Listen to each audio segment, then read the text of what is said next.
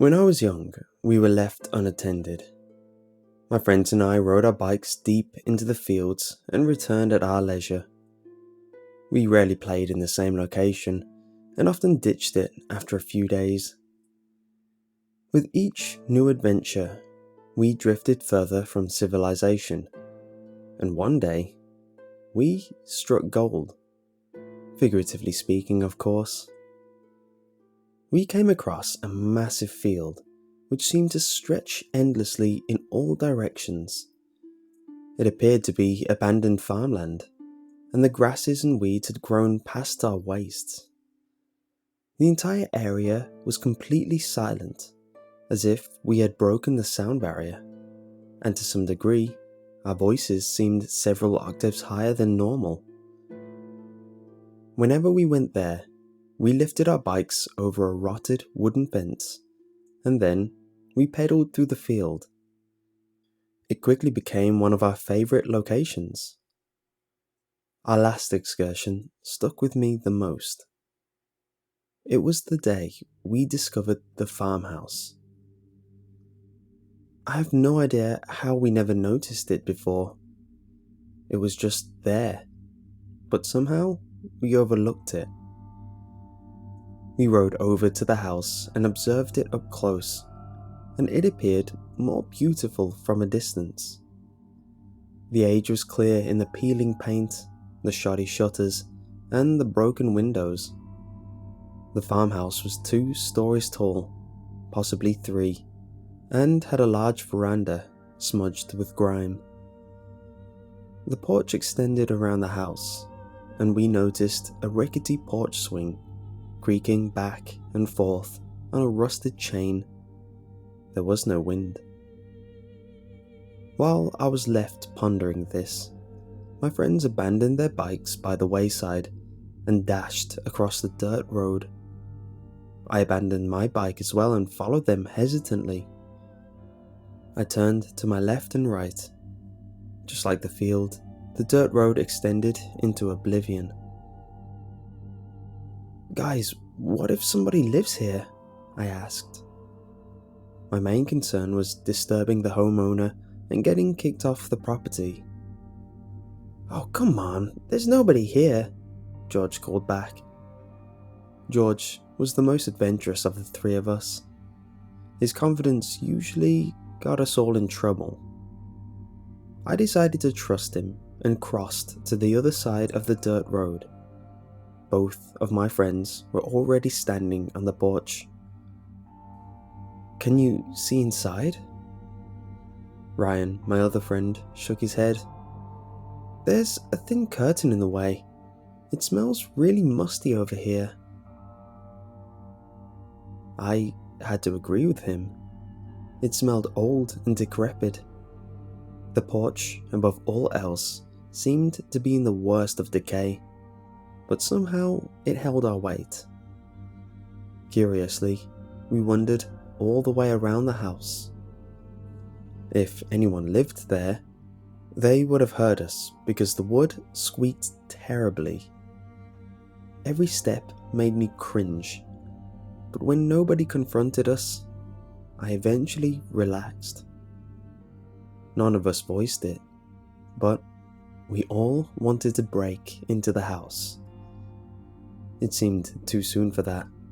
We'd have to wait a week or so. We had to be absolutely sure the farmhouse was vacant.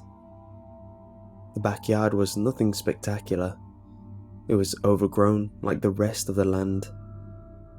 There was a crumpled shed several yards away, along with a rusted pickup. We put off exploring them and continued around the house until we reached the front once more. We scurried off to collect our bikes, but we became sidetracked when George discovered an opening in the lattice which led underneath the porch. Naturally, we were beyond excited. I inched myself halfway through the opening and confirmed that we could easily fit. That's when I noticed the look in George's eyes. He was about to make a bet. "I bet I can crawl through there faster than you, he insisted with crossed arms. I lost our previous bet, so I needed to redeem myself. Betting was our thing, and it often involved races, whether on our bikes or on foot. Because of this, Ryan always kept a stopwatch handy.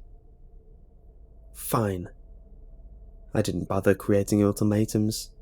Nothing scared us. I'll go first, I offered. I wanted the lay of the land so George couldn't rig anything. I crouched down beside the opening and waited for Ryan to retrieve the stopwatch from his bike. The dirt was clammy beneath my hands, and I noticed lichens growing among the foundations of the house. I tried not to think of spiders or snakes. We had done worse things than this. Wait a second, I want my eyes to adjust, I told my friends. I didn't want to risk bumping my head against anything. Are you ready? Ryan muttered, raising the stopwatch. Yeah. Okay, maybe I was a bit nervous. Go! I forced myself through the opening and felt the Lettice clawing at my clothes. I tugged my hips inside and took a hard right, crawling straight for the first turn. Once I reached it, the tunnel narrowed, and I was forced to army crawl. I felt the grime smearing onto my arms and soaking into my clothes. I pressed onward and dug my shoes into the ground, practically dragging myself along. As soon as I reached the second turn, I felt a draft, but I tried my best to ignore the chilly air.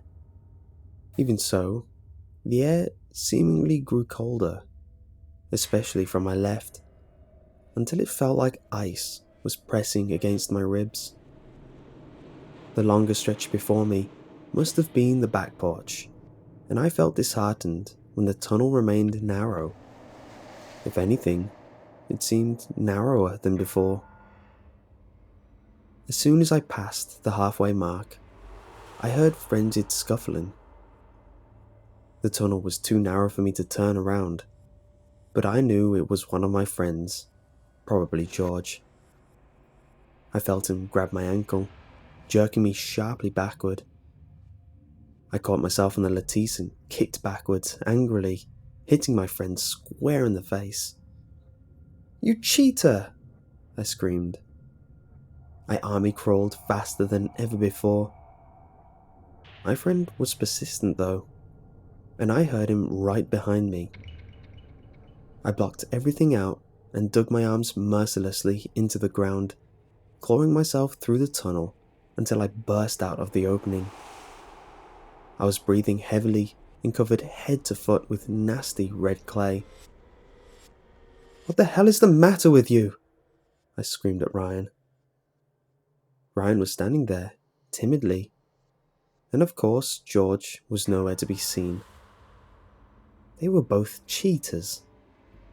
Ryan was quivering, and he extended a stopwatch to me. You were under there for 27 minutes. What? No, I wasn't. I snatched the stopwatch from Ryan and stared down at 27 minutes, 32 seconds. You guys are messed up. Ryan clearly never reset the watch. I stopped shouting as soon as Ryan began crying. That's not funny, Sam. We were worried. We were calling for you and you weren't responding. George went in there about 10 minutes ago to search for you. I didn't know what to think of this. I stumped over to the opening and began calling for George, but received no response. You guys never called for me, I replied stubbornly, glaring at Ryan, who was still sobbing. Ryan allowed the stopwatch to keep running. When another 15 minutes passed, we were sick of waiting for George. We'll just go back in and find him, You can go to the right. It's more open that way. I'll go to the left. We'll meet in the middle." Ryan seemed reluctant of the plan. I convinced him to squeeze inside after me, and we split up. This was all George's fault. He probably threatened Ryan to go along with it.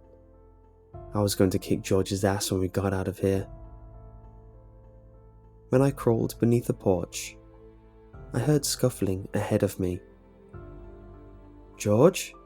I called. "No, it's me." I narrowed my eyes in confusion when I met Ryan in the middle. "Did you find George?" "No, did you?" My heart skipped a few beats. "No." By this point, we were both unnerved, and I had to help Ryan turn around. I couldn't go backward through the tunnel since it was so narrow. It took us several minutes, but we reached the opening without a hitch. We lingered around the front porch and wondered if we had missed George somehow. That was the irrational side of me thinking.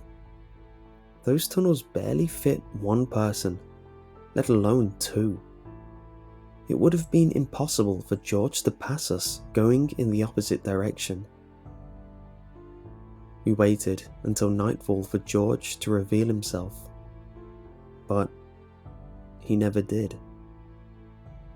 We called out to him and warned him that we were leaving.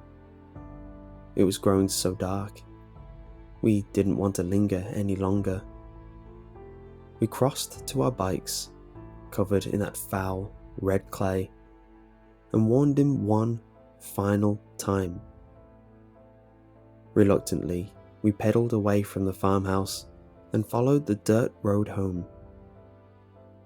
Our parents were forced to believe us when George didn't return that night. The cops were called, and the next morning we led them to the field and the lonely farmhouse. We described what happened in detail and watched them knock on the front door, waiting tirelessly for someone to answer. When nobody did, they went to investigate the opening in the lattice. The cops were too big to fit. While they were searching the perimeter, I went to retrieve George's bike from where we left it, but it was gone. George was never found, and the case was closed. 11 years later, there was a development in the long-forgotten case. Our city went through a period of rapid urbanization, and our county began buying up the adjacent farmland. The old farmhouse was demolished, but there was a sickening discovery at its core. The entire foundation was layered in dried blood and scattered with small bones. The bones belonged to children and were covered in harsh bite marks.